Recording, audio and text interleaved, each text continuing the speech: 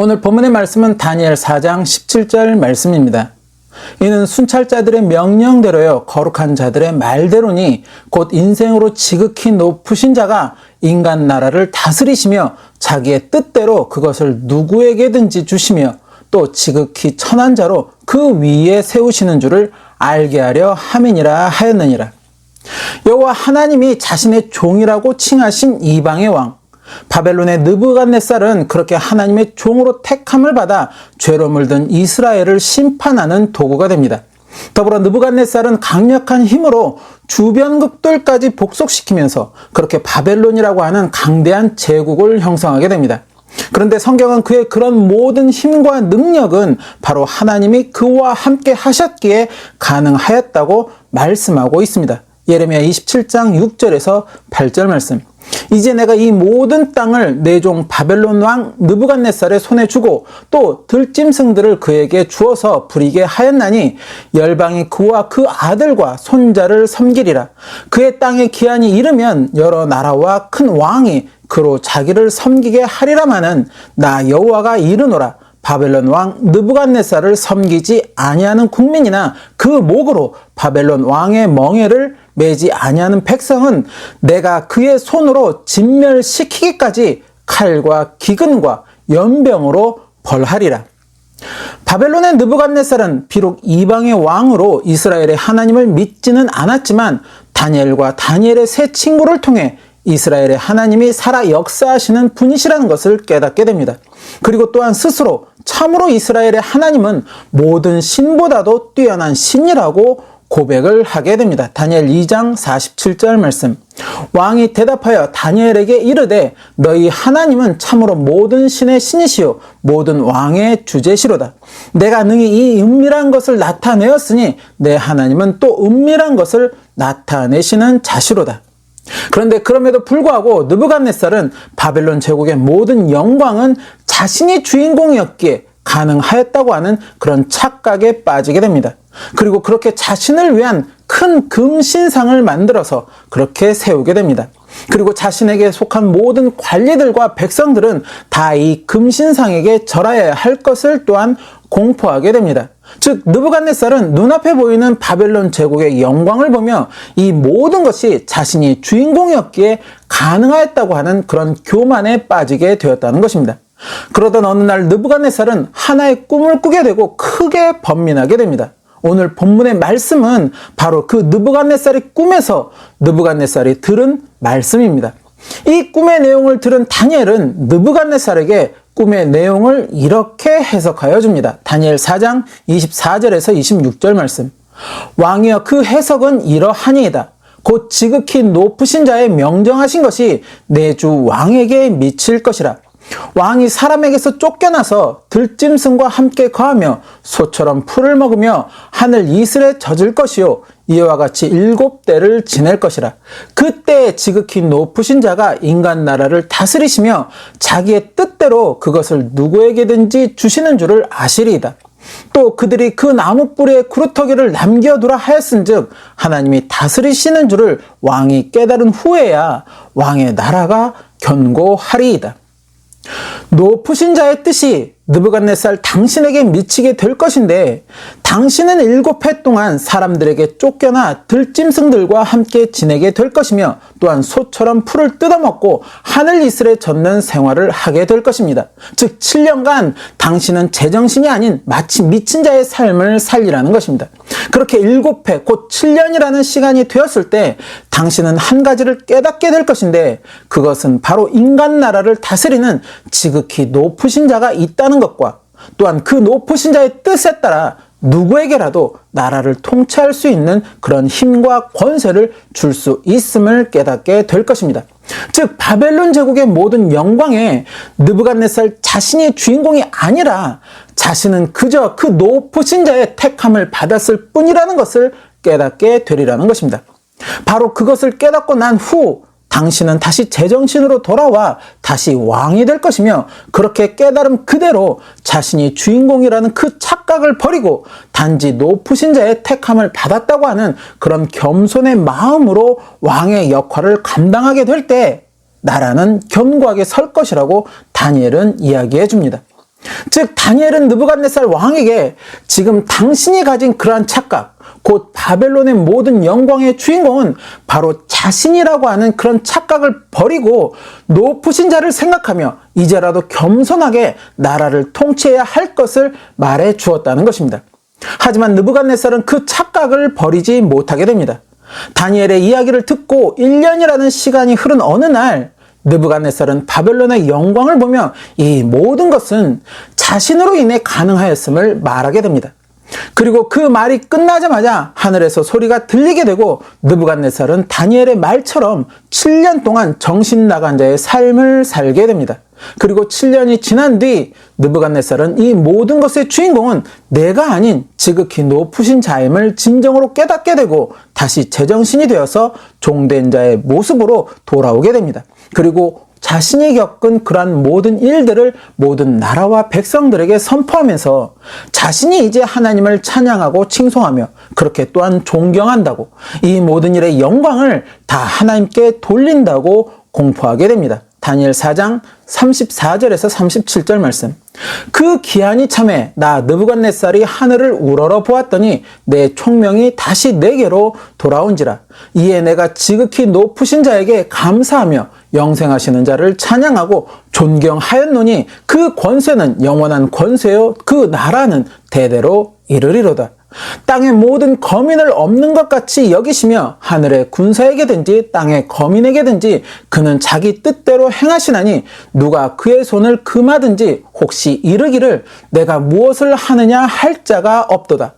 그 동시에 내 총명이 내게로 돌아왔고 또 내 나라 영광에 대하여도 내 위엄과 광명이 내게로 돌아왔고 또 나의 모사들과 관원들이 내게 조회하니 내가 내 나라에서 다시 세움을 입고 또 지극한 위세가 내게 더하였느니라.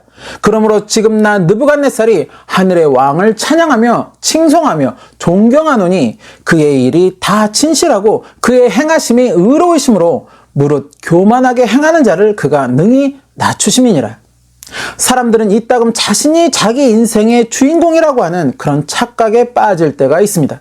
특별히 무언가 큰 업적을 이룩하고 난 후에 그렇게 사람들의 존경과 칭송을 받는 자리에 그렇게 이르게 될 때 그 모든 영광의 주인공이 마치 자신이었기에 가능했던 것처럼 그런 착각을 하게 된다는 것입니다.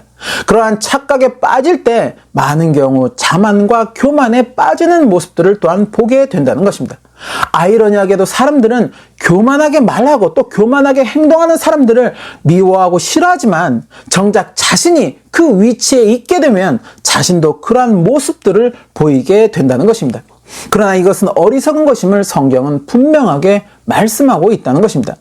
내 인생에 이룬 나의 어떠한 업적들, 그 업적 위에 내가 주인공인 듯 하지만 결코 나는 주인공이 아니라는 것입니다.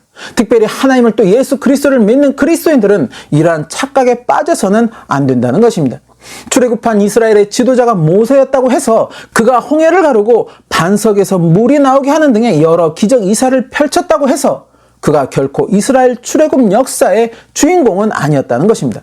엘리야가 갈멜산에서 놀라운 이적을 보이면서 우상을 섬기는 선지자 950명과 싸워서 이겼다고 해서 엘리야가 그 현장의 주인공은 결코 아니었다는 것입니다. 사사기에 등장하는 영웅들이 적과 싸워서 민족을 지켰던 그런 업적을 남겼다고 해서 또 선지자들이 자기 이름을 딴 선지서의 기록을 남겼다고 해서 그 인생의 중심의 주인공이 결코 영웅이나 선지자들은 아니었다는 것입니다. 그들은 어디까지나 하나님의 선택을 받은 자들로서 하나님께 부여받은 사명을 감당했을 뿐이었다는 것입니다. 그러게 말씀 위에 내가 어떠한 위대한 업적을 남겼다고 해서 마치 내가 있었기에 곧 내가 주인공이었기에 가능할 수 있었다고 하는 그런 착각에 빠져서는 안 된다는 것입니다.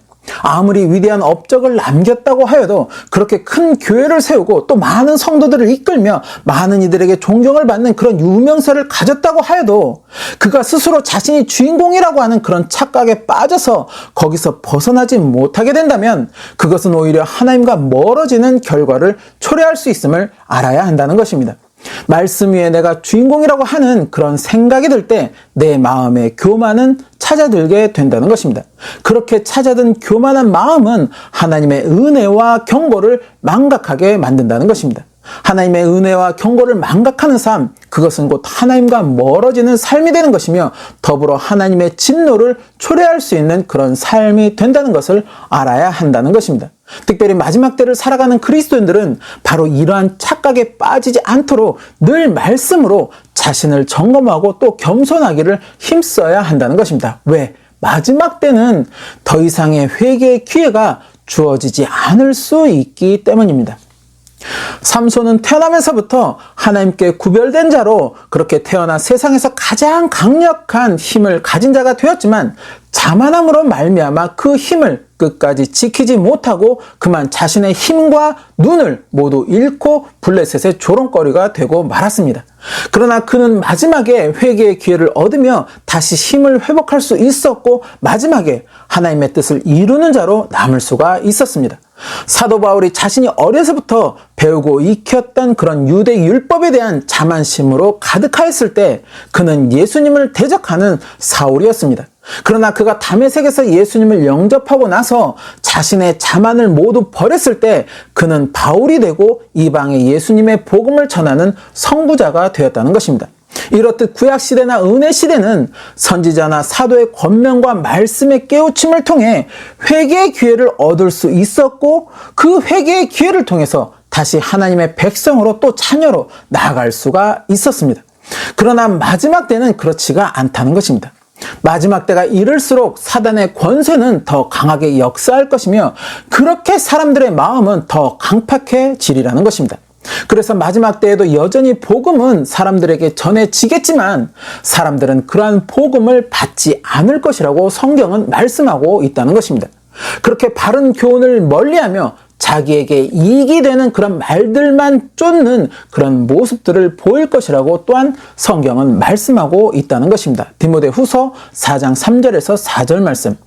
때가 이르리니 사람이 바른 교훈을 받지 아니하며 귀가 가려워서 자기의 사욕을 쫓을 스승을 많이 두고 또 그 귀를 진리에서 돌이켜 허탄한 이야기를 쫓으리라. 그렇다는 것은 사도의 권면이나 말씀의 깨우침 역시 외면하게 된다는 것이고 그것은 곧 회개의 기회를 그만큼 잃어가게 된다는 의미가 된다는 것입니다. 그러기에 마지막 때 말씀 위에 자신이 주인공이라는 생각으로 자만과 교만에 빠지게 된다면 그것은 곧 사단의 미혹에 쉽게 이끌릴 수 있는 것이며 그렇게 사단에 이끌린 신앙의 삶은 하나님을 경배하는 것이 아니라 짐승의 우상에게 경배하는 것이며 짐승의 표를 받는 모습이 될 수 있다는 것입니다. 그렇게 한번 사단의 미혹에 빠져서 짐승의 우상에게 경배하거나 또 짐승의 표를 받게 된다면 그것은 이제 돌이킬 수 없는, 즉 다시 회개함으로 하나님의 자녀로 다시 회복하기에는 어려운 지경에 이르게 된다는 것입니다. 그렇게 회개의 기회를 잃어버려 결국 회복하지 못한 자들의 결과는 사단과 함께 영원한 멸망이 된다고 계시록은 분명하게 전하고 있다는 것입니다. 계시록 16장 2절 말씀. 첫째가 가서 그 대접을 땅에 쏟음에 악하고 독한 헌대가 짐승의 표를 받은 사람들과 그 우상에게 경배하는 자들에게 나더라. 마지막 때 깨어 있어야 하고 그날을 예배해야 함을 외치시는 분들, 특별히 기도와 말씀에 전념하며 선교에 전념하시는 분들은 하나같이 이제 곧 은혜의 문이 닫힐 것이라고 말씀하고 있다는 것입니다. 은혜의 문이 닫힌다. 그것은 곧 환란의 문이 새롭게 열린다는 의미라는 것입니다. 계시록은 그렇게 환란의 시대로 세상이 소용돌이 칠 때 사람들은 그 환란을 당하면서도 여전히 회개하지 않고 하나님을 원망할 것이며 하나님을 회방할 것이라고 말씀하고 있다는 것입니다. 계시록 16장 8절에서 11절 말씀. 넷째가 그 대접을 해 쏟음에 해가 권세를 받아 불로 사람들을 태우니 사람들이 크게 태움에 태워진지라. 이 재앙들을 행하는 권세를 가지신 하나님의 이름을 회방하며 또 회개하여 영광을 주께 돌리지 아니하더라. 또 다섯째가 그 대접을 짐승의 보좌에 쏟으니 그 나라가 곧 어두워지며 사람들이 아파서 자기 혀를 깨물고 아픈 것과 종기로 인하여 하늘의 하나님을 회방하고 저희 행위를 회개치 아니하더라. 하나님을 또 예수 그리스도를 믿는 자는 결코 자신의 인생에 자신이 주인공이 될 수 없음을 항상 인지하고 있어야 한다는 것입니다. 설사 많은 이들이 알아주는 큰 업적을 이루었다고 할지라도 그것에 자만하거나 교만하지 말아야 할 것은 그 모든 일의 중심에 바로 하나님이 함께 하셨기 때문이라는 것입니다. 즉 자신이 한 것이 아니라 하나님이 하셨다는 것입니다. 자신은 그저 하나님께 택함을 받았을 뿐이라는 것입니다. 그것을 결코 망각해서는 안 된다는 것입니다. 나는 결코 말씀 위에 주인공이 될 수 없다는 것을 잊어서는 안 된다는 것입니다. 저와 여러분의 삶에 언제나 주님이 주인공이 되는 그러한 인생들이 되시기를 소망합니다. 늘 말씀 앞에 겸손함으로 서서 주의 뜻을 깨닫고 그 뜻에 순종하는 그러한 삶이 되시기를 소망합니다. 그러한 삶을 주님은 기뻐하실 것이며 그 삶의 인도자가 되어주사 우리를 사단의 미혹에 빠지지 않게 하실 것이고 그렇게 구원의 길로 인도하여 주시리라고 저는 믿는다는 것입니다. 바로 그 축복의 삶, 주님과 동행하는 그 삶이 되시기를 예수님의 이름으로 축원합니다.